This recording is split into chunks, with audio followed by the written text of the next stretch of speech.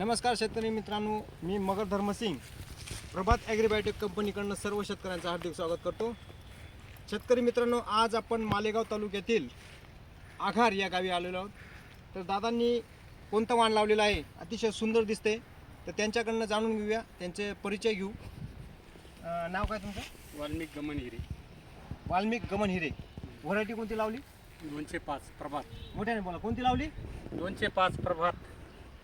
तर दादांनी प्रभात ॲग्रीबायोटेक कंपनीचं 205 हे वाण लावलेलं आहे। प्रभात 205 अतिशय सुंदर, बघू शकता तुम्ही। याला आपण जाम म्हणू, बघून घ्या।